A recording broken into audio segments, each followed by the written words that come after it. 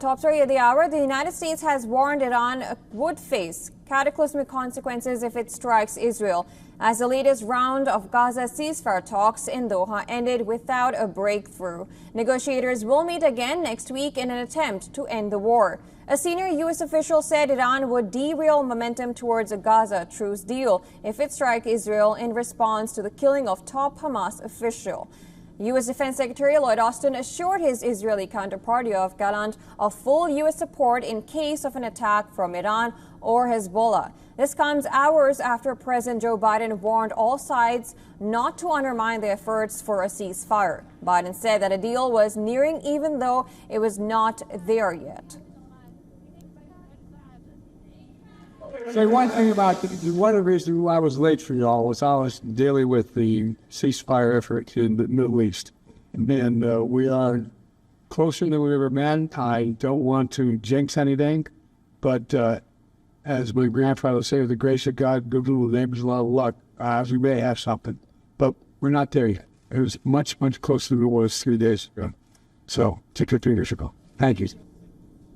In a joint statement, the United States, Qatar and Egypt said that Washington had presented a new proposal for a deal. The statement added that a new proposal was built on points of agreement over the past week, closing gaps between sides in a way that could allow a rapid implementation of a deal. The hopeful language of the statement may also be aimed at further stalling Iranian retaliation against Israel over the assassination of Hamas leader Ismail Haniyeh in Tehran last month.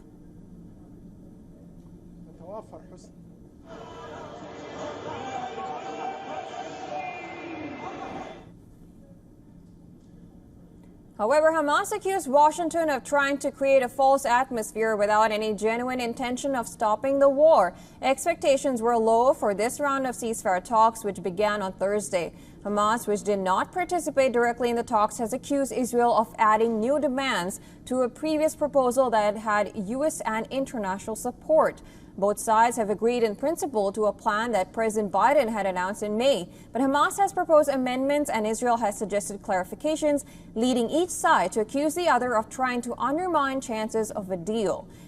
Meanwhile, India's Prime Minister Narendra Modi on Friday spoke to his Israeli counterpart Benjamin Netanyahu, stressing the need for de-escalation in Gaza. Prime Minister Modi reiterated India's call for a ceasefire, release of hostages, and the need for continued humanitarian aid.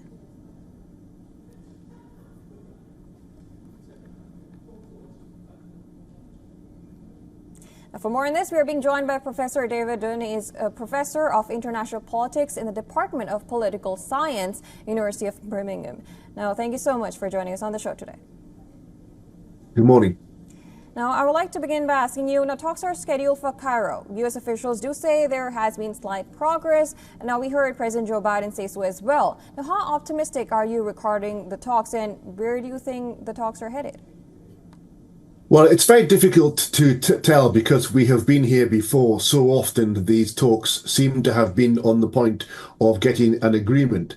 But there are hopeful signs here. The very fact that Iran has not retaliated to the Israeli strikes in Tehran is an indication of their willingness to actually put their turn for retaliation into the negotiations, and indeed the risk of conflict in the region escalating hugely is now a major factor in pressuring the parties to come to an agreement on Gaza. So there's not just the future of Gaza at stake here. The alternative seems to be a wider regional war.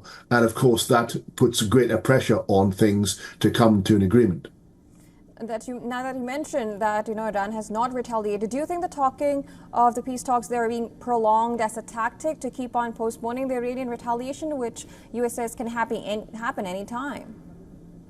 That's one interpretation. Another interpretation is really the fear of escalation.